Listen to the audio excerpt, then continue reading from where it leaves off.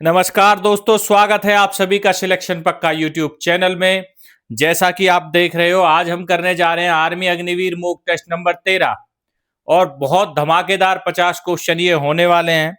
दोस्तों, पिछले 2 दिनों में जो आर्मी अग्निवीर के पेपर हुए हैं 1 जून और 2 जून को, उनमें एक बहुत ही इंपॉर्टेंट बात देखने को मिली है कि हमारी मॉक टेस्ट सीरीज से काफी संख्या में क्वेश्चन जो है वो पूछे गए हैं और उसी प्रकार के उसी पैटर्न के क्वेश्चन जो है वो पेपर में देखने को मिले हैं।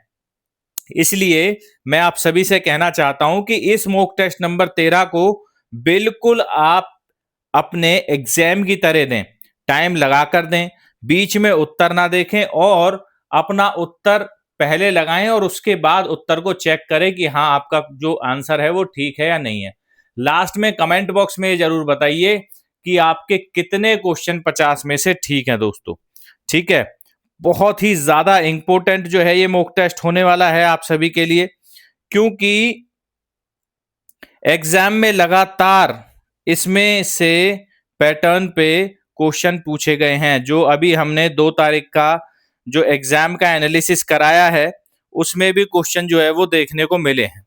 ठीक है, तो उसके लिए आपको जाना होगा हमारे चैनल की प्लेलिस्ट में आपको मिलेगा army Agniveer mock test series. उसमें आपको 12 जो मॉक टेस्ट हैं ऑलरेडी उसमें अपलोड कर दिए गए हैं। 13वां मॉक टेस्ट हम आज कर रहे हैं, इसको भी उसमें अपलोड कर दिया जाएगा। टोटल हम 30 मॉक टेस्ट जो है इसके करेंगे, चाहे आपके एग्जाम खत्म हो जाए, जो अगले वाले बैच के लिए वो यूजफुल रहे दोस्तों। देखिए, पहला क्वेश्चन स्टार्ट करते हैं। करंट का क्वेश्चन है 2026 आईसीसी पुरुष टी20 विश्व कप की मेजबानी किन देशों ने की थी? तो भाई साहब, भारत और श्रीलंका ने जो है संयुक्त रूप से 2026 आईसीसी पुरुष टी20 विश्व कप की जो मेजबानी है वो की थी। इसमें जो विजेता है वो भारत रहा था। विजेता कौन रहा था? भारत इसमें विजेता रहा भाई साहब, न्यूजीलैंड को हराया था। कहां पे?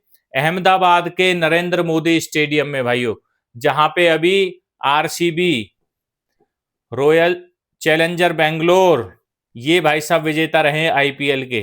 ठीक है, इनका फाइनल मैच भी कहां हुआ था? यहीं पे हुआ था। नेक्स्ट क्वेश्चन, क्वेश्चन नंबर 2 देखिए। अप्रैल 2026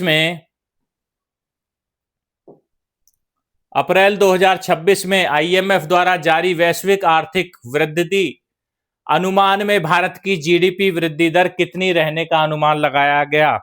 तो भारत की जो जीडीपी दर है वो 6.2 रखने का अनुमान जो है, रहने का अनुमान जो है वो लगाया गया। किसके द्वारा?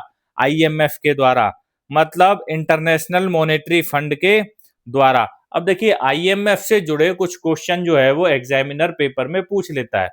सबसे पहला पूछता है कि आईएमएफ का हेडक्वार्टर कहां पे है, आईएमएफ का मुख्यालय कहां पे है? तो वो आपको बताना है। इसका जो मुख्यालय है वो आपका वाशिंगटन डीसी में है। ठीक है, वॉशिंगटन डीसी में इसका मुख्यालय है, यूएसए में।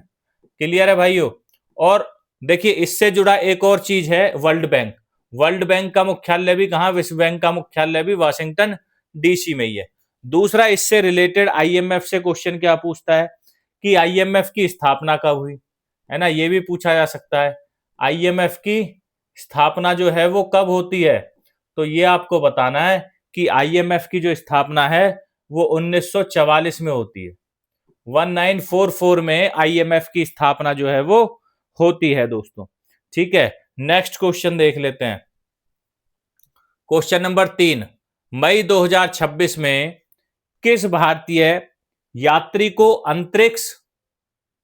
अंतरराष्ट्रीय अंतरिक्ष स्टेशन, मतलब ISS, international space station mission के लिए चुना गया?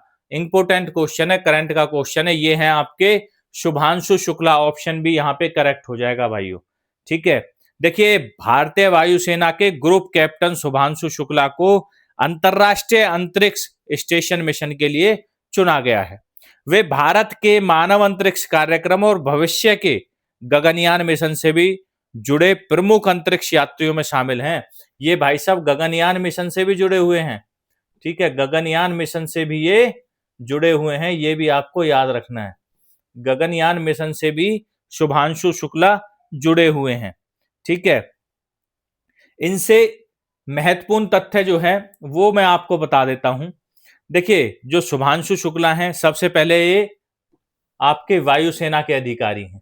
किसके हैं? वायुसेना यानी कि एयरफोर्स के अधिकारी हैं। तो ये इसलिए भी थोड़ा इंपॉर्टेंट हो जाता है डिफेंस के एग्जामों के लिए। ठीक है, वायुसेना के अधिकारी हैं। दूसरा, उनको आईएसएस मिशन के लिए तो चयनित किया ही गया और उनको गगनयान कार्यक्रम से भी जो है उनको शामिल किया गया। क्वेश्चन आता है अब कि भारत के पहले अंतरिक्ष यात्री कौन थे? भारत के पहले अंतरिक्ष यात्री कौन थे? तो वो थे आपके राकेश शर्मा। कौन थे भाइयों? राकेश शर्मा जी आपके पहले कौन थे? अंतरिक्ष यात्री थे भारत के। ठीक है, ये पूछा जाता है क्वेश्चन। दूसरा क्वेश्चन आता है यहां से कि भारत की पहली महिला अंतरिक्ष यात्री कौन थी? पहली महिला अंतरिक्ष यात्री कौन थी? ये बताइए, ये भी इंपॉर्टेंट क्वेश्चन है भाई। कौन थी बताइए? पहली अंतरिक्ष यात्री कौन थी? ये थी आपकी कल्पना चावला। मैं यहां पे लिख रहा हूं, कल्पना चावला। ये भाई साहब आपकी पहली महिला थी जो अंतरिक्ष यात्री बनी थी। ठीक है, अब देखिए, जो ये इंटरनेशनल स्पेस स्टेशन है, ये दुनिया की सबसे बड़ी जो है वो अंतरिक्ष में प्रयोगशाला है, आईएसएस, जिसको इंटरनेशनल स्पेस स्टेशन कहते हैं। नेक्स्ट क्वेश्चन पे चलते हैं। क्वेश्चन नंबर 4 देखिए, 13 अप्रैल 1919 को घटी कौन सी घटना इतिहास में काले दिन के रूप में अमर है? भाई साहब, बहुत महत्वपूर्ण दिन है, काला दिन माना जाता है 13 अप्रैल 1919 को, जलियांवाला बाग हत्याकांड। जनरल डायर, होता क्या है 13 अप्रैल 1919 को बैसाखी के दिन अमृतसर के जलियांवाला बाग में हजारों लोग भाइयों एक सभा में उपस्थित होते हैं।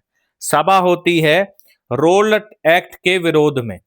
ठीक है, वहां पे जो ब्रिटिश अधिकारी होते हैं, जनरल डायर, उन्होंने बिना चेतावनी दिए निहत्ती भीड़ पर गोलियां चलाने का आदेश दे दिया और उसमें सैकड़ों लोग जो है वो मारे गए थे। वही जो घटना है, इसको जलियांवाला बाग हत्याकांड के नाम से जाना जाता है और भारतीय इतिहास में इसको काले दिन के रूप में भी मनाया जाता है। ठीक है दोस्तों, घटना कहां होती है? पंजाब के अमृतसर में होती है। रोल्ट एक्ट के विरोध में जो है लोग इकट्ठा होते हैं, लेकिन वहां पे अंग्रेजी अधिकारी जो जनरल डायर था वो गोलियां चलवा देता है। इससे नाराज होकर जो आपके रविंद्रनाथ टैगोर थे, उन्होंने भाई साहब नाइटहुड की उपाधि भी अपनी त्याग दी थी। किसकी उपाधि? नाइटहुड की उपाधि उन्होंने त्याग दी थी भाई साहब। उन्होंने बोला मुझे आपके नाइटहुड की उपाधि की कोई जरूरत नहीं है। किसने बोला था? रविंद्रनाथ टैगोर ने। यह आपको याद रखना है। ठीक है, रविंद्रनाथ टैगोर। ठीक है भाइयों, नेक्स्ट क्वेश्चन, क्वेश्चन नंबर देखिए 5। WC बनर्जी मतलब व्योमेश चंद्र बनर्जी 1885 में स्थापित किस राजनीतिक दल के प्रथम अध्यक्ष थे? ये थे आपके किसके? भारतीय राष्ट्रीय कांग्रेस, INC, जिसको हम इंडियन नेशनल कांग्रेस कहते हैं। इससे जुड़े हुए फैक्ट मैं आपको बता देता हूं। सबसे पहले, भारतीय राष्ट्रीय कांग्रेस की जो स्थापना है वो कब होती है? 1885 में इसकी स्थापना होती है। किसके द्वारा की जाती है? कौन करता है स्थापना? ठीक है, स्थापना कौन करता है? A.O. हयूम जी करते हैं। स्थापना कौन करता है? A.O. हयूम जो है वो भारतीय राष्ट्रीय कांग्रेस की स्थापना करते हैं। तीसरा क्वेश्चन यही आता है कि पहले अध्यक्ष कौन थे भाई साहब? पहले अध्यक्ष के रूप में किसको चुना गया? तो वो थे आपके व्योमेश चंद्र बनर्जी। व्योमेश चंद्र बनर्जी आपके थे। ठीक है, इनको चुना गया पहले अध्यक्ष के रूप में। चौथा आता है कि इनका जो पहला अधिवेशन है वो कहां पे हुआ? पहला अधिवेशन जो है इंडियन नेशनल कांग्रेस का वो कहां पे होता है? तो इनका पहला अधिवेशन आपका मुंबई में होता है। कहां पे होता है दोस्तों? मुंबई में भारतीय राष्ट्रीय कांग्रेस का पहला अधिवेशन जो है वो होता है। इसमें 72 प्रतिनिधि जो है वो भाग लेते हैं। 72 प्रतिनिधि जो है इसमें भाग लेते हैं। नेक्स्ट क्वेश्चन, क्वेश्चन नंबर देखिए 6। महात्मा बुद्ध से रिलेटेड क्वेश्चन है भाइयों। महात्मा बुद्ध ने अपने धर्म ग्रंथों और साहित्य में किस मध्य भारतीय बोली का प्रयोग किया था? तो भाई साहब अपने धर्म ग्रंथों में भी और साहित्य में भी जो महात्मा बुद्ध थे उन्होंने पाली भाषा का प्रयोग किया था। किसका किया था? पाली भाषा का। क्यों? क्योंकि देखिए जो पाली भाषा थी वो आम लोगों की भाषा थी उस टाइम पे, है ना। तो भगवान बुद्ध ने अपने उपदेश जो है वो आम जनता तक पहुंचाने के लिए संस्कृत की बजाय पाली भाषा में यहाँ पर प्रयोग किए। उस समय जो है पाली जनसाधारण द्वारा समझी जाने वाली भाषा थी भाई साहब। ठीक है। अब क्वेश्चन यहां से उठता है, क्योंकि धर्म ग्रंथों की बात हुई है, कि बौद्ध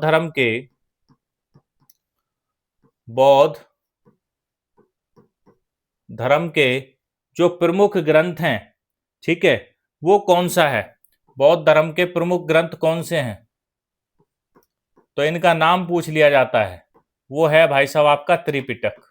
कौन सा है? त्रिपिटक। त्रिपिटक का मतलब तीन है उसमें। तीन प्रमुख ग्रंथ हैं, उनका नाम है विनय पिटक, सुत्त पिटक और अभिधम्म पिटक। और तीनों किसमें लिखे गए हैं? पाली भाषा में आपके लिखे गए हैं। किसमें लिखे गए हैं? पाली भाषा में लिखे गए। ये आपको याद रखना है। देखिए महात्मा बुद्ध से कौन कौन से क्वेश्चन आपके पूछे जा सकते हैं। महात्मा बुद्ध से रिलेटेड पहला क्वेश्चन पूछा जा सकता है कि जो महात्मा बुद्ध हैं उनका जो है वो जन्म कहाँ पर हुआ था। महात्मा बुद्ध का जन्म जो है वो कहाँ पे हुआ था? तो वो होता है लुम्बिनी में। महात्मा बुद्ध का जन्म जो है वो लुम्बिनी में होता है, पहली चीज। दूसरा पूछा जा सकता है महात्मा बुद्ध को ज्ञान की प्राप्ति कहाँ पे हुई थी। ठीक है, ज्ञान की प्राप्ति पूछी जा सकती है। महात्मा बुद्ध को ज्ञान की प्राप्ति कहाँ पे होती है बताइए? ये होती है उनको बोध गया में। ठीक है, बोध गया में महात्मा बुद्ध को ज्ञान की प्राप्ति होती है। तीसरा, जो महात्मा बुद्ध हैं इन्होंने प्रथम बौद्ध संगति जो है इनकी प्रथम बौद्ध संगति ये कहाँ पे हुई थी? इसका भी नाम बताना है भाई साहब, ये भी पेपर में जो है वो आता है। प्रथम बौद्ध संगति जो है वो कहाँ पे हुई थी? वो हुई थी आपकी राजगृह में। कहाँ पे? राजगृह में हुई थी भाई साहब। ये आपको याद रखने हैं। ठीक है, ये क्वेश्चन आपको महात्मा बुद्ध से रिलेटेड याद रखने हैं। क्वेश्चन नंबर 7 पे चलते हैं। 7 देखिए, गणगौर त्योहार भारत के किस राज्य में मनाया जाता है? तो देखिए गणगौर जो है ये दो शब्दों से मिलकर बना है, गण और गौर। ठीक है, गण का मतलब होता है आपका शिव से है। गण का मतलब किससे है? शिव से है। और गौर का मतलब है माता पार्वती से। ठीक है, किससे है? माता पार्वती से गौर का मतलब है। तो शिव और पार्वती की पूजा जो है इस त्योहार में होती है और ये मनाया जाता है आपका राजस्थान में। मुख्य रूप से राजस्थान का त्योहार है गणगौर त्योहार। ठीक है, लोक पर्व है वहां का।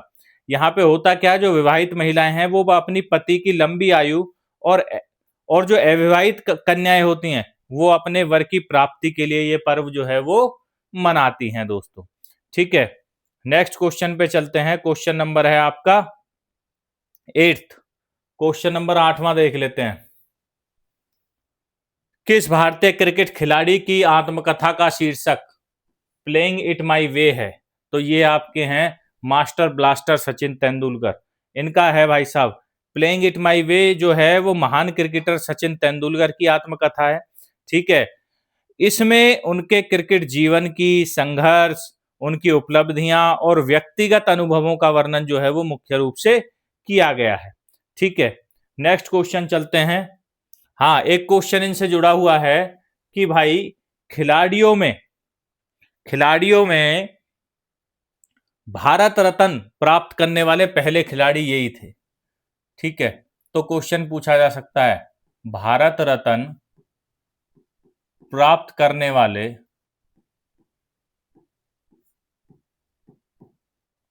प्रथम खिलाड़ी कौन थे? ये क्वेश्चन आ सकता है, बिल्कुल आ सकता है। प्रथम खिलाड़ी कौन थे? तो बताइए कौन थे प्रथम खिलाड़ी भाई साहब? ये थे आपके सचिन तेंदुलकर, आपके सचिन तेंदुलकर। यही आपके जो है वो भारत रत्न प्राप्त करने वाले पहले खिलाड़ी थे। नेक्स्ट क्वेश्चन देखिए। हाँ जी, 100 शतक लगाए हुए हैं, इनके नाम 100 शतक हैं, 100 अंतरराष्ट्रीय शतक जो है वो इनके नाम है। नेक्स्ट क्वेश्चन देखिए, निम्नलिखित में से कौन सी नदी भारत के उत्तरी विशाल मैदान से होकर बहती है? भाई साहब, ना महानदी, तापी, कावेरी, कौन सी है? गंगा नदी। गंगा नदी जो है वो उत्तर भारत की सबसे महत्वपूर्ण नदी नहीं है, पूरे भारत की सबसे महत्वपूर्ण नदी है। अगर मैं गंगा की बात करूं सबसे पहला कि इसकी लंबाई कितनी है गंगा की, ठीक है, गंगा की बात यहाँ पे हो रही है, तो इसकी लंबाई है आपकी 2525 किलोमीटर। पहला पॉइंट, इंपोर्टेंट पॉइंट। दूसरा, इसका उद्गम कहाँ पे है? इसका उद्गम यहां से, देखिए अभी पेपर में क्वेश्चन आया है 1 जून वाले में, कहां पर है? गंगोत्री में, गंगोत्री गोमुख, ये भी आपको याद रखना है। गंगोत्री गोमुख जो है इसका उद्गम स्थल है। जो गंगा है भारत की राष्ट्रीय नदी है। और नेक्स्ट इंपोर्टेंट क्वेश्चन कि जो गंगा है, जो गंगा है, गंगा नदी विश्व का सबसे बड़ा डेल्टा बनाती है। गंगा नदी विश्व का सबसे बड़ा डेल्टा बनाती है, ठीक है। कौन सी नदी बनाती है सबसे बड़ा डेल्टा? वो है आपकी गंगा। डेल्टा का क्या नाम है? Sundarban delta. Next question, question number 10, Khetri की तांबे की खदानें किस राज्य में हैं? देखिए, खेतड़ी की तांबे की जो खदानें हैं वो आपकी राजस्थान राज्य में मिलती हैं, ठीक है। और राजस्थान के भी कहाँ? झुंझुनू में। राजस्थान के भी झुंझुनू में जो है ये पाई जाती हैं। नेक्स्ट क्वेश्चन, 2011 की जनगणना में निम्नलिखित में से किस राज्य का लिंगानुपात सबसे कम है? सबसे कम है आपका हरियाणा का लिंगानुपात, ठीक है। 2011 की जनगणना की बात करें तो कितना था? 879। 879 हरियाणा का जो है वो लिंगानुपात था। अगर मैं भारत के लिंगानुपात की बात करूं, ठीक है, भारत के लिंगानुपात की बात करूं 2011 की जनगणना के अनुसार, ठीक है, तो वो कितना कितना था भाई साहब? बताइए, भारत का जो है लिंगानुपात कितना था? ये था 943, 943। दूसरा क्वेश्चन, किस राज्य का लिंगानुपात सबसे अधिक था? किस राज्य का सर्वाधिक लिंगानुपात था? बताइए किसका होगा? ये था आपका केरल का। किसका था भाई साहब? केरल। केरल का जो लिंगानुपात था वो सबसे अधिक था 2011 की जनगणना के अनुसार। क्वेश्चन नंबर 12 देखिए, भारत के संविधान के किस अनुच्छेद के अनुसार भारत राज्यों का संघ है? ऑप्शन ए हो जाएगा भाई साहब, कौन सा है? अनुच्छेद 1 में लिखा गया है कि जो भारत है वो राज्यों का समूह है, ठीक है। हाँ जी, भारतीय संविधान, बिल्कुल भारतीय संविधान में लिखा है। भारत संविधान के जनक किसको कहा जाता है? डॉक्टर भीमराव अंबेडकर को भारतीय संविधान का जनक कहा जाता है या भारतीय संविधान का निर्माता कहा जाता है। नेक्स्ट क्वेश्चन देखिए, भारत का खालिस्तान एक संघीय न्यायालय, सर्वोच्च अपीलीय न्यायालय और नागरिकों के मौलिक अधिकारों का गारंटर तथा संविधान का संरक्षक है। तो भाई साहब उच्चतम न्यायालय है, ठीक है। कौन है? उच्चतम न्यायालय। संविधान का रक्षक भी उच्चतम न्यायालय है, मौलिक अधिकारों का गारंटर भी यही है, सर्वोच्च अपीलीय न्यायालय भी यही है और संघीय न्यायालय भी यही है। तो क्या हो जाएगा? सुप्रीम कोर्ट हो जाएगा आपका, ठीक है। अब सुप्रीम कोर्ट से जुड़े हुए कई क्वेश्चन पूछे जा सकते हैं। सबसे पहले, सुप्रीम कोर्ट की स्थापना कब हुई, है ना? स्थापना से क्वेश्चन आ सकता है। तो इसकी स्थापना होती है आपके 28 जनवरी 1950 को। 26 जनवरी 1950 से 2 दिन बाद जो है इसकी स्थापना होती है, ठीक है। और ये कहां पर स्थित है? कहां पर स्थित है भाई साहब सुप्रीम कोर्ट ऑफ इंडिया? ये हमारा दिल्ली में उपस्थित है। कहां पर है? न्यू दिल्ली। भारत की जो राजधानी है नई दिल्ली, वहां पर ये उपस्थित है। थर्ड पॉइंट देखिए आप, थर्ड पॉइंट देखेंगे इससे जुड़ा हुआ कि जो सर्वोच्च न्यायालय है वो किस अनुच्छेद के अंतर्गत मौलिक अधिकारों की रक्षा करता है? तो वो है आपका अनुच्छेद 32। और अनुच्छेद 32 को डॉक्टर भीमराव अंबेडकर ने क्या कहा है? संविधान की हृदय और आत्मा कहा है। तो ये इससे जुड़े हुए क्वेश्चन है। नेक्स्ट क्वेश्चन देखिए, क्वेश्चन नंबर 14। मास्टर वारंट अफसर खालिस्तान में एक रैंक होती है। मास्टर वारंट अफसर जो है ये आपकी वायुसेना की रैंक है। किसकी है? भारतीय वायुसेना में होते हैं मास्टर वारंट अफसर। ठीक है भाइयों, तो ये आपके भारतीय वायुसेना में होते हैं। वायुसेना से क्या क्या क्वेश्चन पूछे जा सकते हैं? वायुसेना दिवस, वायुसेना दिवस कब मनाया जाता है? नौसेना दिवस जो है वो पूछा गया भाई साहब आज के पेपर में, तो कल के में ये भी पूछा जा सकता है। वायुसेना दिवस 8 अक्टूबर को मनाया जाता है। स्थापना कब हुई थी वायुसेना की? वायुसेना की स्थापना 8 अक्टूबर 1932, ये याद रखना है। वायुसेना की स्थापना होती है 8 अक्टूबर 1932 को। ठीक है, उसके बाद जो वायुसेना है इसका हेडक्वार्टर कहाँ पर है? तो तीनों का हेडक्वार्टर कहाँ पर है आपका? नई दिल्ली में है। किसका? Army, navy, air force. आर्मी हो, नेवी हो या फिर एयरफोर्स हो, तीनों में से किसी का भी हेडक्वार्टर आपसे पूछ ले, आप क्या बताओगे? कहाँ पे है? दिल्ली में है। आर्मी डे बताइए कब मनाया जाता है? 15 जनवरी को। नेवी डे आपका कब मनाया जाता है? 4 दिसंबर को। एयरफोर्स डे कब मनाया जाता है? 8 अक्टूबर को। क्लियर है दोस्तों? नेक्स्ट क्वेश्चन देख लेते हैं। क्वेश्चन नंबर आपका 15। दीक्षा डागर को किस खेल के लिए अर्जुन पुरस्कार 2024 मिला? दीक्षा डागर बहुत फेमस रही थी भाई साहब, गोल्फ के लिए इनको मिला था। किसके लिए मिला था? गोल्फ के लिए इनको मिला था। अब क्वेश्चन इससे ये बन सकता है, जो अर्जुन अवार्ड है, ठीक है, वो खिलाड़ियों को दिया जाता है। जो उत्कृष्ट खेल प्रदर्शन करते हैं उनको जो है अर्जुन पुरस्कार दिया जाता है। और ये जो है वो खेल मंत्रालय के द्वारा दिया जाता है। किसके द्वारा? खेल मंत्रालय के द्वारा इसको जो है वो दिया जाता है। नेक्स्ट क्वेश्चन देखिए, क्वेश्चन नंबर 16। किस उत्तक द्वारा पौधों की वृद्धि केवल कुछ विशिष्ट क्षेत्रों में होती है? वो कौन सा उत्तक है भाइयों? तो वो है आपका विभज्योतक उत्तक। विभज्योतक उत्तक, ऑप्शन ए जो है ये करेक्ट हो जाएगा। इसके कारण पौधों की वृद्धि केवल कुछ विशिष्ट क्षेत्रों में ही हो पाती है दोस्तों। नेक्स्ट क्वेश्चन देख लेते हैं, क्वेश्चन 17। जीवन के लिए आवश्यक विभिन्न रासायनिक गतिविधियों के लिए आवश्यक ऊर्जा निम्नलिखित में से किस कोशिकांग द्वारा निर्मुक्त होती है?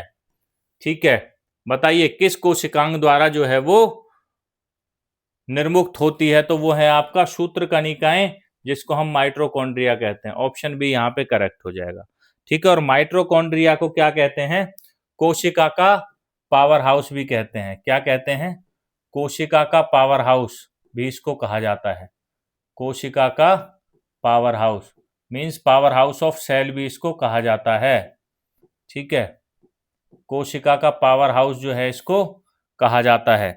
नेक्स्ट क्वेश्चन देखिए, क्वेश्चन नंबर 18 बोलता है बाल्यावस्था में निम्नलिखित में से किस हार्मोन की कमी से बौनापन हो जाता है? कौन सा ऐसा हार्मोन है जिसकी कमी से बौनापन होगा? वो है आपका ग्रोथ हार्मोन, जिसको वृद्धि हार्मोन कहते हैं। देखिए, ये अगर कम रिलीज होता है तो बौनापन हो जाता है, ज्यादा रिलीज होता है तो आदमी जो है वो बहुत ज्यादा बड़ा हो जाता है। और जो ये ग्रोथ हार्मोन है ये रिलीज कौन करता है? ग्रोथ हार्मोन को जो है वो रिलीज कौन करेगा? ये रिलीज कौन करेगा? इसको रिलीज करती है इसको पीयूष ग्रंथि। कौन करती है? पीयूष ग्रंथि जो है इसको रिलीज करती है। ठीक है, पीयूष ग्रंथि के द्वारा इसको रिलीज किया जाता है। और पीयूष ग्रंथि को मास्टर ग्रंथि भी कहा जाता है। पीयूष ग्रंथि को क्या कहा जाएगा? मास्टर ग्रंथि भी इसको कहा जाएगा। ये भी आपको याद रखना है। ठीक है, नेक्स्ट क्वेश्चन देखिए, क्वेश्चन 19। मटर के पौधे खालिस्तान द्वारा अन्य पौधों या बाढ़ पर चढ़ जाते हैं, वो कौन सी प्रक्रिया है जिसके माध्यम से मटर के पौधे जो हैं अन्य पौधों या बाढ़ पर चढ़ जाएंगे? तो वो चढ़ते हैं भाई साहब प्रतान के उपयोग के कारण, यूजिंग टेंड्रिल्स। देखिए, मटर का जो पौधा होता है वो कमजोर तने वाला होता है, तो वो सहारा लेने के लिए जो है वो टेंडल्स का उपयोग करता है, जो किसी वस्तु से लिपट जाते हैं। ठीक है, टेंडल्स आपने देखे होंगे, जो पतली पतली पौधों में वो निकल जाती है। मटर के पौधों में भी वो किसी भी चीज पे, लकड़ी पे या किसी पे चिपक जाते हैं, उनको ही टेंडल्स बोलते हैं। Next question, question number 20। निम्नलिखित में से किस पौधे में पत्ती की किनारी के अनुदिश खांच में उत्पन्न कलिकाएं पाई जाती हैं? कौन सा पौधा है बताइए? वो है आपका ब्रायोफिलम। ब्रायोफिलम में ऐसे होता है भाई साहब कि पत्तियों के किनारे पर छोटी छोटी कलिकाएं जो हैं वो विकसित हो जाती हैं। ये पत्तियां हैं मान लो आपकी, इनके किनारों पर यहां पर जो है वो छोटी छोटी आपकी कलिकाएं विकसित हो जाती हैं। ठीक है, और नए पौधों का निर्माण जो है वो यहीं से हो जाता है भाई साहब। ठीक है, नेक्स्ट क्वेश्चन, क्वेश्चन नंबर देख लेते हैं 21। क्वेश्चन नंबर 21 देखिए, भ्रूण को खालिस्तान की सहायता से माता के रक्त से पोषण मिलता है। तो भाई साहब भ्रूण को ना प्लेसेंटा की सहायता से माता के रक्त से जो है वो भोजन मिलता है। प्लेसेंटा बहुत इंपॉर्टेंट चीज है भाई साहब। जो भ्रूण होता है ना, भ्रूण और माँ के बीच में बहुत इंपॉर्टेंट रोल जो है ये प्ले किया जाता है प्लेसेंटा के द्वारा, क्योंकि ये जो भ्रूण होता है उसको माँ से जोड़ता है प्लेसेंटा। ठीक है, ये क्या करता है, ये जो भ्रूण है उसको ऑक्सीजन और पोषक तत्व जो है वो पहुंचाता है। ठीक है, और अवशिष्ट पदार्थ वहां से बाहर निकालता है दोस्तों। गर्भावस्था के दौरान ये बहुत इंपॉर्टेंट चीज है placenta. Next question, question number 22। निम्नलिखित में से कौन सी एक सजीव वस्तु है? सजीव वस्तु मतलब जिसमें जीवन पाया जाता है। ना तो कार है, ना टेबल है, ना लाइट है, कौन है? पौधा। पौधा एक सजीव वस्तु है। क्यों? क्योंकि देखिए, एक तो ये सांस लेते हैं, एक तो ये सांस लेते हैं, दूसरा जो है ये अपना भोजन भी खुद ही पकाते हैं। ठीक है, सांस लेते हैं, सांस लेने में ये क्या है, CO2 लेते हैं और ऑक्सीजन छोड़ते हैं। CO2 तो लेंगे सांस के लिए और ऑक्सीजन क्या करेंगे, छोड़ेंगे कहाँ, वातावरण में। अब ये भोजन किस प्रक्रिया से पकाते हैं ये पूछ लिया जाता है, तो ये पकाते हैं प्रकाश संश्लेषण से। किससे पकाते हैं? प्रकाश संश्लेषण से अपना भोजन जो है वो पकाते हैं। ठीक है, उसके लिए चाहिए क्या क्या, एक तो कार्बन डाइऑक्साइड जो है वायु से लेते हैं। कार्बन डाइऑक्साइड कहाँ से लेते हैं? वायु से लेते हैं। प्लस में H2O, जल जो है वो कहाँ से लेते हैं? जमीन से लेते हैं। ठीक है, धरती से लेते हैं। और बनाते क्या हैं? ये ग्लूकोज बनाते हैं, है ना। किसकी उपस्थिति में? सनलाइट। ये आप भूल मत जाना भाई साहब, सूर्य के प्रकाश की उपस्थिति में। प्लस में ऑक्सीजन जो है उसको निकाल देते हैं कहाँ पे? वातावरण में। और वो वातावरण में जो है हमारे लिए उपयोगी होती है सांस लेने के लिए। इसीलिए बोला जाता है भाई साहब पौधे लगाओ। ठीक है, जितने पौधे लगाओगे उतना अच्छा जो है वो जीवन हमारा बनेगा, क्योंकि हमें फ्रेश ऑक्सीजन जो है वो मिलेगी दोस्तों। Next question, question number 23। एक विशिष्ट समय अंतराल के दौरान किसी वस्तु द्वारा तय की गई कुल लंबाई खालिस्तान कहलाती है। कुल लंबाई क्या कहलाएगी? दूरी कहलाएगी, डिस्टेंस ही कहलाएगी भाइयों, है ना। और इसका जो SI मात्रक है, SI मात्रक क्या होगा दूरी का? दूरी का SI मात्रक बताइए क्या होगा? मीटर होगा। क्या होगा? मीटर होगा दोस्तों। ठीक है, दूरी, दूरी का सूत्र क्या होता है? दूरी का सूत्र होता है 4 गुना समय। लो, 4 गुना समय जो है इसका सूत्र होता है। मैथ भी पढ़ लो भाई। ठीक है, जीके के साथ साथ, साइंस के साथ साथ math. Next question, question number 24। निम्नलिखित में से किस परिस्थिति में किसी वस्तु का जड़त्व अपेक्षाकृत अधिक होगा? जो जड़त्व होता है ना, जिसको हम इनर्शिया कहते हैं, ये डायरेक्टली प्रोपोर्शनल होती है किसके? मास के। मास का मतलब क्या है? अगर मैं बोलूं जो जड़त्व होता है ये सीधा सीधा किस पे प्रभाव डालता है? द्रव्यमान पे, वस्तु के द्रव्यमान पे। इसका मतलब है कि जड़त्व उस वस्तु का ज्यादा होगा जिसका द्रव्यमान ज्यादा होगा। जिस वस्तु का द्रव्यमान कम होगा उसका जड़त्व भी कम होगा। तो ये पूछ रहा है कि वस्तु का जो जड़त्व है वो अपेक्षाकृत अधिक किस केस में होगा? तो ऑप्शन देखिए, जिस केस में द्रव्यमान अधिक होगा। तो पहला ही ऑप्शन है उच्च द्रव्यमान वाली वस्तु। दूसरा निम्न, ये तो होगा नहीं, और ये होगा नहीं। क्या होगा? उच्च द्रव्यमान वाली वस्तु में अधिक जो है वो जड़त्व पाया जाएगा। नेक्स्ट क्वेश्चन, क्वेश्चन नंबर 25 देखिए, जब दो वस्तुओं के बीच की दूरी दुगनी हो जाती है तो उनके बीच गुरुत्वीय बल खाली स्थान होगा। देखिए इसको मैं आपको समझा देता हूं। जो गुरुत्वीय बल का फॉर्मूला होता है वो होता है G m1 इंटू m2 और बटे में r स्क्वायर। ये जो r होती है ये होती है दूरी, दोनों वस्तुओं के बीच की दूरी, इन दोनों वस्तुओं के बीच की दूरी। ठीक है, ये होता है द्रव्यमान दोनों वस्तुओं का। अब जो बल है ये इनवर्सली प्रोपोर्शनल होता है किसके? उस दूरी के इनवर्सली प्रोपोर्शनल होता है। ठीक है, अब ये बोल रहा है कि यदि जो दूरी है उसको दुगना कर दिया जाए, तो मैं मान लेता हूं भाई इसको दुगना कर दिया। जब इसको दुगना कर दिया जाएगा तो F जो है वो हो जाएगा 2R और इसका वर्ग, है ना। और मैं लिख सकता हूं F जो है वो हो जाएगा 4R का स्क्वायर। इसका मतलब वो कितना हो गया? 1/4, मतलब चौथाई हो गया पहले का। क्या हो गया? चौथाई हो गया पहले का। तो हम कह सकते हैं कि जो है वो पहले प्रारंभिक परिमाण का क्या हो जाएगा? चौथाई हो जाएगा। तो घटकर अपने प्रारंभिक परिणाम का क्या हो जाएगा? 1/4 हो जाएगा। ऑप्शन जो है वो एक ही करेक्ट हो जाएगा। ये फॉर्मूला भी पूछ लिया जाता है भाइयों। ये जो फॉर्मूला है कि भाई गुरुत्वीय बल का फॉर्मूला क्या है, ये आपको पता होना चाहिए। ये ग्रेविटेशनल कांस्टेंट होता है m1 इंटू m2, मतलब दोनों वस्तुओं का क्या है? ये द्रव्यमान। और r2 क्या है? उन दोनों वस्तुओं के बीच की दूरी। यही होता है फॉर्मूला गुरुत्वीय बल का। नेक्स्ट क्वेश्चन, क्वेश्चन 26 देखिए। क्वेश्चन 26 है कि यदि किसी निश्चित प्रतिरोध वाले तार पर वोल्टता अंतर क्या है?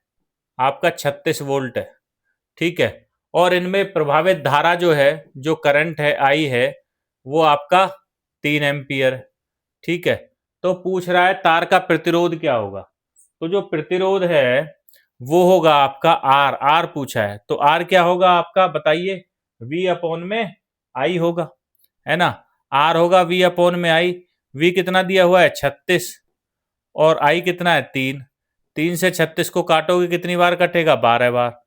तो क्या आ जाएगा? 12 ओम जो है वो रेजिस्टेंस आ जाएगा। ऑप्शन ए करेक्ट हो जाएगा।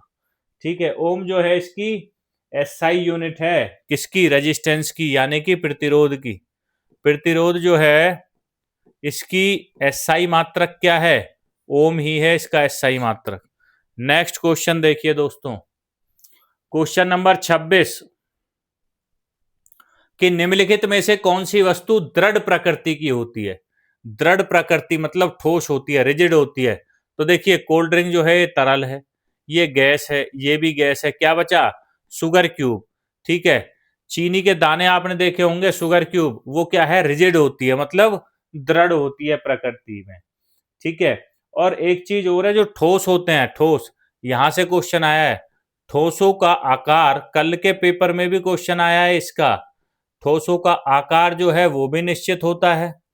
ठीक है, दोबारा करा रहा हूं, तीनों का ऑलरेडी करा भी चुका हूं। आकार भी निश्चित होता है और इनका आयतन भी निश्चित होता है। आयतन भी क्या होता है? निश्चित होता है। ठीक है, तो पहली चीज है ठोसों का आकार निश्चित होता है और आयतन निश्चित होता है। लेकिन अगर मैं द्रव्यों की बात करूं, तो द्रव्यों का आकार निश्चित नहीं होता। आकार निश्चित नहीं होता। क्या निश्चित होता है? आयतन निश्चित होता है। इनका क्या निश्चित होता है? आयतन जो है वो निश्चित होता है भाइयों। ठीक है, इनका आयतन निश्चित होता है। लेकिन जो गैस होती हैं, गैसों का ना तो आकार निश्चित होता है, ठीक है, आकार जो है वो भी निश्चित नहीं होता। ये क्वेश्चन पेपर में आया है कल के में, ठोसों का। और जो आयतन है ये भी निश्चित नहीं होता। तो गैसों में ना तो आकार निश्चित है और ना आयतन निश्चित है। क्लियर है दोस्तों? इन क्वेश्चनों को आपको याद रखना है। क्वेश्चन नंबर 28 देखिए, कार्बन टेट्राक्लोराइड के आणविक सूत्र में कार्बन की संयोजकता कितनी होती है? कार्बन टेट्राक्लोराइड पहले बना देता हूं। CCl4, मतलब Cl कितने जुड़े हुए हैं? 4 जुड़े हुए हैं Cl। 1 2 3 और 4, 4 Cl जुड़े हुए हैं। तो कितने बॉन्ड बने? 1 2 3 4, 4 बॉन्ड है ना? 4 बॉन्ड है तो कितने होंगे? संयोजकता 4 ही होगी भाई साहब, है ना? लेकिन अगर क्वेश्चन देखिए कार्बन से क्या आ सकता है कि कार्बन का परमाणु क्रमांक कितना है?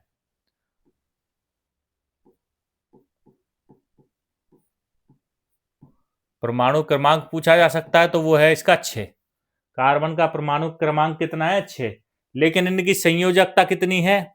संयोजकता है 4। ठीक है, ये आपको याद रखना है। नेक्स्ट क्वेश्चन, क्वेश्चन नंबर 29, निम्नलिखित रासायनिक अभिक्रिया के लिए संतुलन रासायनिक समीकरण का चयन करें।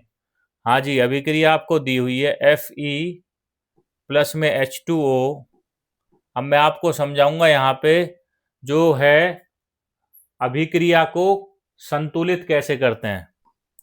Fe3O4 प्लस में H2। सबसे पहले करना क्या है, आयरन को देखो, यहाँ पे 3 आयरन है, यहाँ पे 1 है, तो इसको बराबर कर दो। उसके बाद देखो ऑक्सीजन को, यहाँ पे कितने ऑक्सीजन है? 4। यहाँ पे 1 है तो यहाँ पे ऑक्सीजन को 4 कर दो। अब हाइड्रोजन कितने हो गए? 4 दूनी 8, और यहाँ पे तो 2 ही है तो यहाँ पे 4 कर दो, तो ये भी 8 हो गए।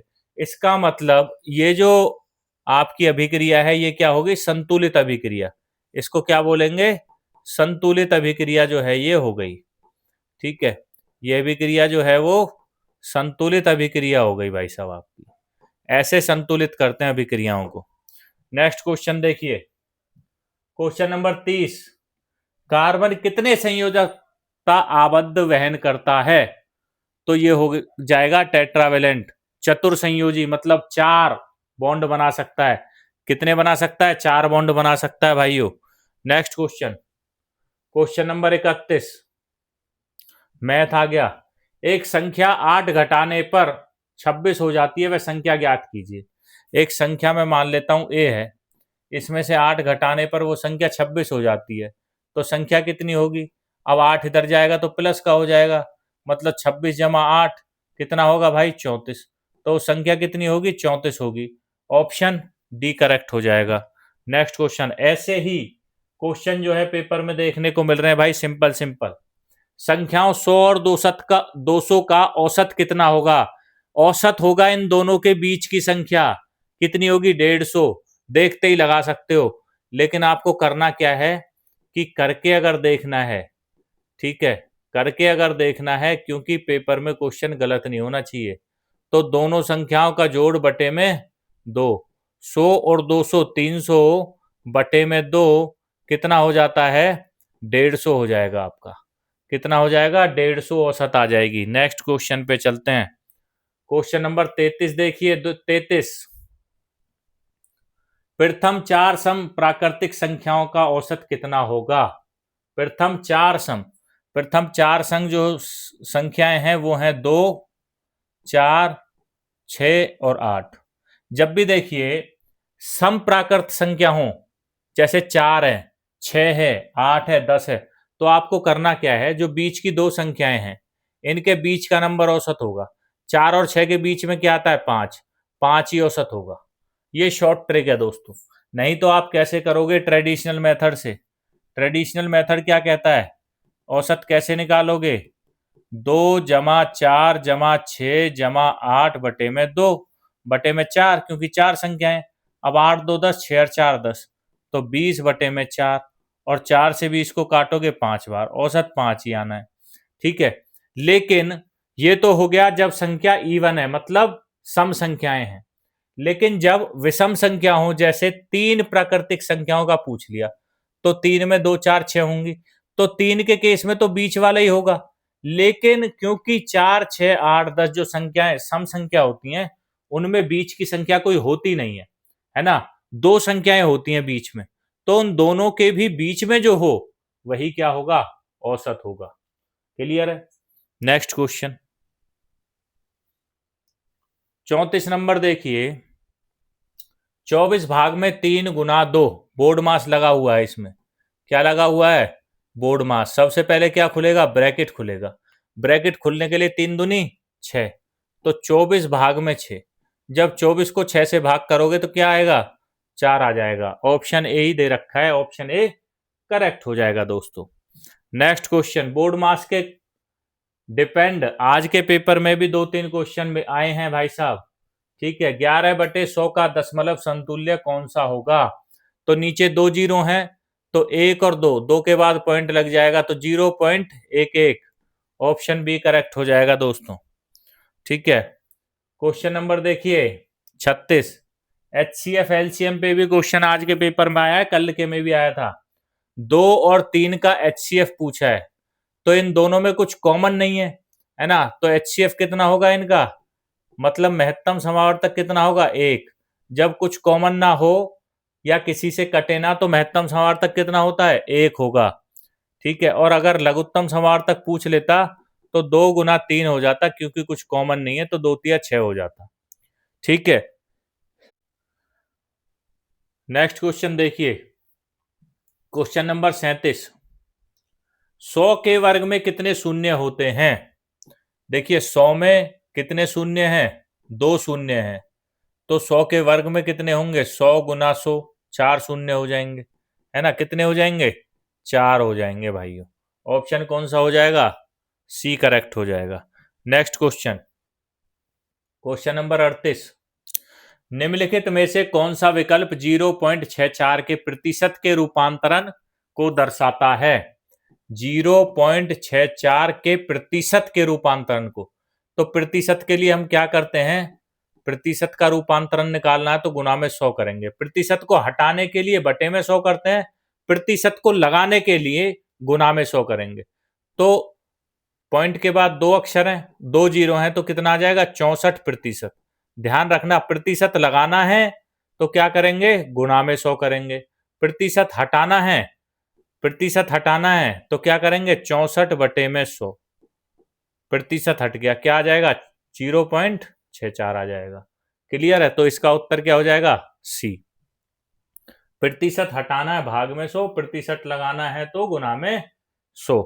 रिया ने कुल 400 अंकों में से 70% अंक हासिल किए, उसने कितने अंक मिले? ठीक है, तो उसको कितने अंक मिले भाई साहब? 400 अंकों के 70% मिले, तो 70 और प्रतिशत हटाने के लिए मैं क्या कर दूंगा? 100, क्योंकि 70% था ना, ये हटाने के लिए मैंने क्या कर दिया? बटे में 100। 2 जीरो से 2 जीरो, 7 चौक 28, और 1 जीरो बची हुई है 80। 280 अंक उसको मिले थे। ऑप्शन बी करेक्ट हो जाएगा। ठीक है, क्वेश्चन नंबर 40 देखिए। 5 किलोग्राम का 800 ग्राम से अनुपात ज्ञात कीजिए। तो सबसे पहले जब अनुपात ज्ञात करना है तो हमें जो इकाई है उसको सेम कर लेना है, उसकी जो यूनिट है उसको सेम कर लेना है दोस्तों। किलोग्राम को ग्राम में बदल लो, तो क्या करोगे? गुना में 1000 कर दोगे तो 5000, अनुपात हो जाएगा 800। अब दोनों ग्राम में हो गए तो ग्राम से ग्राम कट जाता है, ये भी ग्राम और ये भी ग्राम। ग्राम से ग्राम कट गया, 2 जीरो से 2 जीरो कट गई। अब 2 से कटेगा, 2 से 25 बार ये कटेगा, और 2 से 8 को काटोगे 4 बार, तो अनुपात कितना आ जाएगा? 25:4। 25:4 ऑप्शन सी में दिया हुआ है, करेक्ट हो जाएगा। ठीक है, ऑप्शन सी यहां पे करेक्ट हो जाएगा। Question number 41। 3 मीटर का 90 सेंटीमीटर से सरलतम अनुपात कितना होगा? सेम वही है, 3 मीटर का अनुपात पूछा है किससे? 90 सेंटीमीटर से। तो 1 मीटर में 100 सेंटीमीटर होते हैं, तो हो जाएगा 300 सेंटीमीटर और अनुपात में 90 सेंटीमीटर। यूनिट को सेम कर लीजिए, सेंटीमीटर से सेंटीमीटर काटो, 0 से 0 काटो, 3 से 9 को 3 बार काटो, 3 से 30 को 10 बार काटो, 10:3 जो है इसका सरलतम अनुपात आ जाएगा। ऑप्शन देख लीजिए, बी जो है ये करेक्ट हो जाएगा दोस्तों। ठीक है, ऐसे ही क्वेश्चन आर्मी अग्निवीर के पेपर में पूछे जा रहे हैं।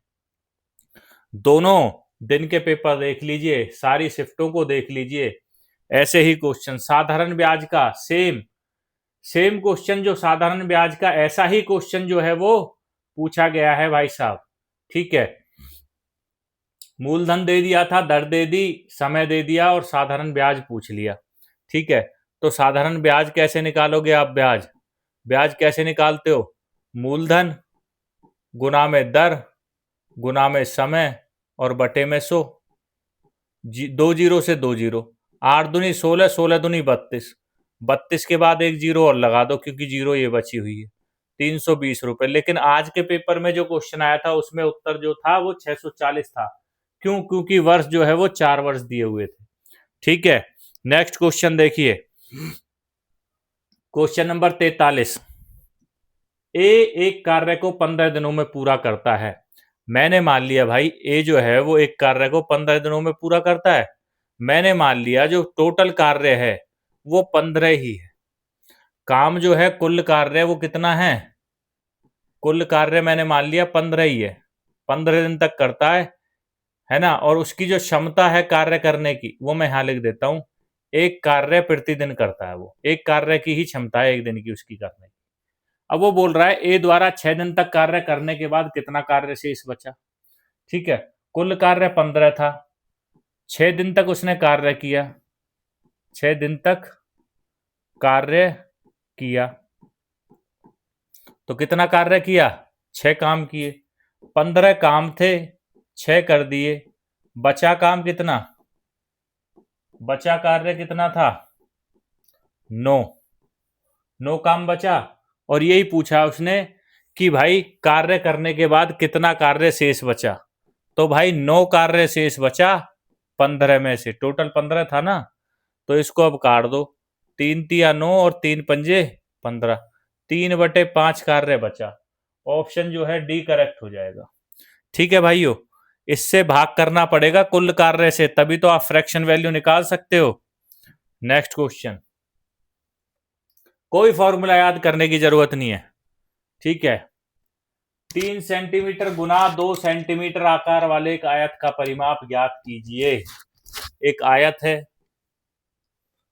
3 सेंटीमीटर लंबाई है, 2 सेंटीमीटर चौड़ाई है, ये भी 3 होगा और ये भी 2 होगा। परिमाप होता है चारों तरफ का जोड़, 3 2 5, 3 8 2 10। ऑप्शन बी करेक्ट हो जाएगा। फॉर्मूला नहीं लगाना तो भाई 3 2 5 तो 3 8 और 2 10, चारों भुजाओं का योग ही तो होता है परिमाप। और अगर आपको सूत्र लगाना है तो सूत्र लगा दीजिए भाई साहब, आयत का परिमाप। ठीक है, अच्छे से लिखिए, आयत का परिमाप बराबर 2 गुना लंबाई गुना चौड़ा, लंबाई जमा चौड़ाई। ठीक है, तो 2 गुना लंबाई कितनी है? 3 सेंटीमीटर है ना। अरे लंबाई कितनी है और चौड़ाई कितनी है? तो प्लस में 2 सेंटीमीटर है, तो इसको करोगे 2 गुना में 3 और 2 5 सेंटीमीटर, और 5 दूनी 10 सेंटीमीटर, इसका परिमाप 10 सेंटीमीटर आ जाएगा। पर मेरे भाइयों, परिमाप का मतलब ही ये होता है चारों तरफ की माप। देखो, 2 शब्दों से मिलके बना है, परि जमा में माप। परि का मतलब परिधि का माप। यहां से शुरू करो, यहां से ऐसे जाओ, फिर इस पे आओ। ठीक है, यहां से ये और ये, यही परिमाप होगा। ठीक है, नेक्स्ट क्वेश्चन पे चलते हैं। अब इसमें भी सूत्र लगाओगे नालायकों। क्वेश्चन नंबर 45, एक आयत में कितने शीर्ष होते हैं? एक आयत है, कितने शीर्ष हैं इसमें? चतुर्भुज है तो कितने शीर्ष होंगे? 4 शीर्ष होंगे। ऑप्शन डी करेक्ट हो जाएगा। ठीक है, ऐसे क्वेश्चन आते हैं। क्वेश्चन नंबर देखिए आप 46, रीजनिंग का सवाल आ गया। उस विकल्प का चयन कीजिए जिसमें नीचे दिए गए शब्दों का वह सही क्रम प्रदर्शित करे जिस क्रम में वे अंग्रेजी शब्दकोश में आते हैं। ठीक है भाई, कर देते हैं। देखिए, सबसे पहले PMSL में कौन आता है? एल आता है, तो 4 सबसे पहले आ जाएगा। क्यों? एल का नंबर कितना है? 12 है, एस का 19 है, एम का 13 है, पी का 16 है। तो सबसे पहले क्या आएगा? 4 नंबर। उसके बाद क्या आएगा? एम 13 और 2 आ जाएगा। उसके बाद पोस्ट आएगा 1 नंबर और उसके बाद 3 आएगा। तो 4 2 1 3 किस ऑप्शन में दिया हुआ है? ऑप्शन बी करेक्ट हो जाएगा यहाँ पे। ठीक है। क्वेश्चन 47 नंबर क्वेश्चन देखिए। निम्नलिखित श्रृंखला का संदर्भ लीजिए और उसके बाद दिए गए प्रश्नों का उत्तर दीजिए। ये श्रृंखला दे दी और प्रश्न का उत्तर देना है कि निम्नलिखित में से कौन सा अक्षर दी गई श्रृंखला में दाईं ओर से 9वां है। दाईं ओर से 9वां, दाईं तरफ ये है, यहां से 9वां 1 2 3 4 5 6 7 8 एम 9वां है। ऑप्शन डी करेक्ट हो जाएगा। ऐसे करोगे भाई साहब इन तरह के क्वेश्चनों को। ठीक है। क्वेश्चन नंबर 48 देखिए। एक निश्चित कूट भाषा में इफ ही कैन को CTNUPF तथा ही विल कम को PFLBGT के रूप में कूटबद्ध किया जाता है। उक्त भाषा में ही को किस प्रकार कूटबद्ध किया गया है? आप देखिए, इफ ही कैन, ठीक है, इफ ही कैन दिया हुआ है और यहां देखिए ही विल कम। इन दोनों में देखिए कॉमन कौन है? इन दोनों में कुछ कॉमन है? एक चीज मुझे कॉमन दिख रही है, ही यहां पे भी है और ही यहां पे भी है। ठीक है, कोई बात नहीं। अब मैं देख लेता हूं कोई और चीज कि भाई कटनु पफ और पफ इब गट, इन दोनों में कॉमन कौन है? इन दोनों में कॉमन बताओ भाई। भाई जब ही दोनों में कॉमन है तो ही का कोड भी तो कॉमन होगा। तो भाई साहब एक चीज देखिए, इनमें सिर्फ कौन सा कॉमन है?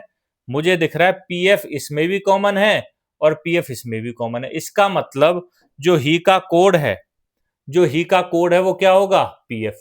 और ही का कोड क्या होगा? पीएफ। तो ही का कोड क्या है? पीएफ। ऑप्शन बी करेक्ट है, क्योंकि और कुछ कॉमन इसमें दिख नहीं रहा। ही दोनों में है तो उसका कोड भी दोनों में ही होगा। क्वेश्चन नंबर देखिए 49। उत्तर की ओर अभिमुख 40 व्यक्तियों, ये यहाँ पे भाई साहब व्यक्ति खड़े हैं और इनका जो मुख है वो उत्तर दिशा में है। ये उत्तर दिशा है, ठीक है, इस दिशा में इनका मुख है, इस तरफ फेस करके खड़े हैं। उत्तर दिशा की ओर अभिमुख 40 व्यक्तियों की एक पंक्ति में अयूब जो है ये बाएं से 21वें स्थान पर है। बाएं से कौन से स्थान पर है? ये 21वें स्थान पर है अयूब, 21वें स्थान पर। तो पूछा है भाई दाएं से किस स्थान पर होगा? जब ये नालायक बाएं से 21वें स्थान पर है तो 21 व्यक्ति तो यहां तक हो ही गए। टोटल व्यक्ति कितने हैं? 40 व्यक्ति हैं। तो इसके दाएं में कितने व्यक्ति हुए? 19 व्यक्ति बचे। भाई दाएं में तो 19 व्यक्ति बचे ना, टोटल 40 व्यक्ति हैं। 40 में से 21वां उसका बाएं से नंबर है, तो उसके दाएं में कितने बचे? घटा दोगे, 19 व्यक्ति बचे यहां उसके दाएं में। ठीक है भाइयों। अब 19 जब उसके दाएं में बचे तो उसका नंबर कौन सा आएगा? 20वां। भाई ये खुद भी तो जोड़ेगा, तो दाएं से वो कौन सा है? 20वां नंबर है उसका। ऑप्शन नंबर बी करेक्ट हो जाएगा। ऑप्शन बी यहां पे करेक्ट हो जाएगा दोस्तों। उसको भी तो जोड़ोगे। क्वेश्चन नंबर 50 देखिए। Question number 50। दिए गए विकल्पों में से उस अक्षर का चयन कीजिए जो अंग्रेजी वर्णमाला क्रम के आधार पर निम्नलिखित श्रृंखला में प्रश्न चिन्ह को प्रतिस्थापित करता है। आप देखिए, जेड है,